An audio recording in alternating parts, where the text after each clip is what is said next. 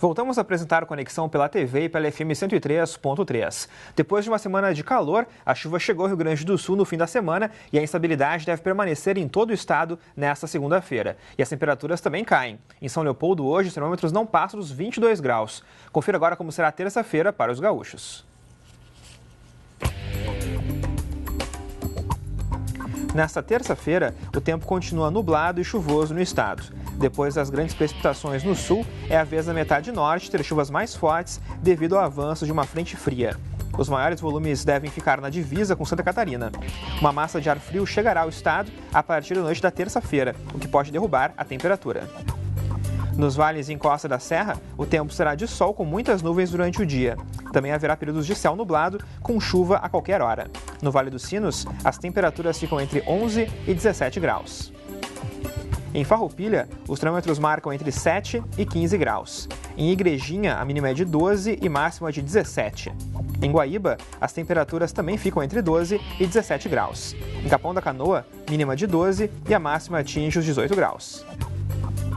O que começou como mais uma onda de protestos da Primavera Árabe se transformou em um conflito complexo. Se lá no começo de 2011 eram poucos grupos de oposição protestando contra o regime do presidente da Síria, agora são vários os envolvidos diretamente nos confrontos que já deixaram mais de 110 mil mortos. Para entender melhor esse assunto, recebemos aqui no estúdio Gabriela Mesanotti, que é coordenadora do curso de Relações Internacionais aqui da Unicinos. Também com a gente Diego Pautasso, que é professor do curso de Relações Internacionais aqui da Universidade. Olá, tudo bem? Sejam bem-vindos aqui ao Conexão. Olá, bom dia. Olá, tudo bem? Bom, professor, em primeiro lugar, a gente gostaria de entender um pouquinho melhor sobre esse conflito que está acontecendo na Síria. Bom, a gente tem uma crise humanitária sem precedentes nos últimos anos. O problema lá é muito complexo porque, na verdade, existe uma necessidade de intervenção na região.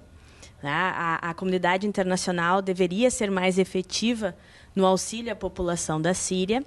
Mas, por outro lado, a realidade política da região é tão complexa, tão sectária. Nós temos tantos grupos diferentes, tantas alianças regionais nesse conflito, que a situação de uma intervenção e a legitimação dessa intervenção acaba sendo impossível. É por isso que a gente vem observando, né, nos últimos meses, pelo menos, esse impasse geral, tanto nas organizações regionais de cooperação, como na Organização das Nações Unidas, né, nesse impasse que acaba congelando a atuação do Conselho de Segurança, então mostrando para o mundo que o nosso atual sistema dentro da ONU, que justamente legitima a ação bélica nos países, não funciona mais e que deve ser trocada. Então, para uma mensagem rápida aqui, né, nós precisamos de uma reforma no Conselho de Segurança com urgência.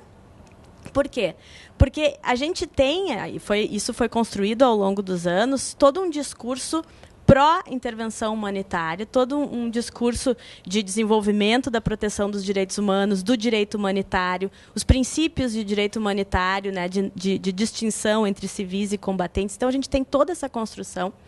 A partir da reforma da ONU, lá, depois da invasão do Iraque de 2003, a gente vai ter essa possibilidade de usar o Responsibility to Protect, a responsabilidade de proteger essa população, que é, em primeiro lugar, do governo e depois da comunidade internacional. Então, a gente tem tudo isso à disposição.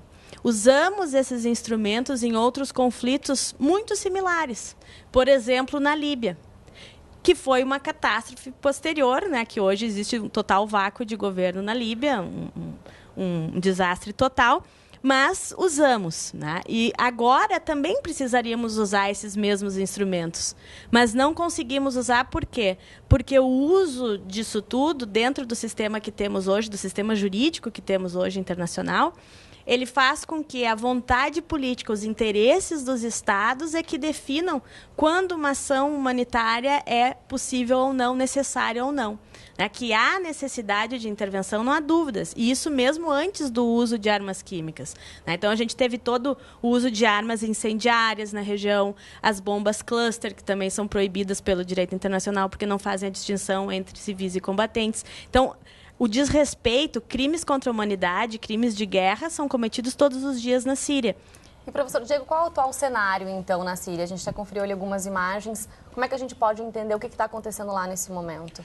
Trata-se de uma guerra civil extremamente violenta, como vocês já destacaram com esses números, e uma guerra civil com envolvimento de atores da região e a superpotência, no caso, os Estados Unidos e, em certa medida, com bastante importância também a Rússia voltando à cena internacional no Oriente Médio.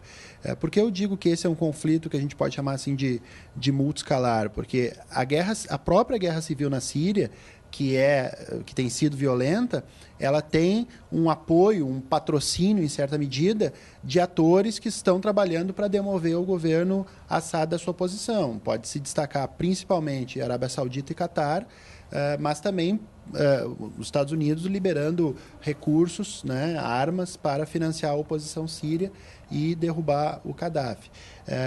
A grande questão é que isso apresenta um risco de desestabilização de toda a região e não só da Síria, porque, como a gente comentava anteriormente, apesar do Assad, apesar da violência na Síria, uma situação pós-Assad certamente vai prejudicar a vida dos alauítas, a vida dos cristãos, dos armênios e de outros grupos e minorias étnico e religiosas que hoje estão, digamos assim, sobrevivendo graças a esse governo que tem uma postura, uma característica de ser parcialmente laico.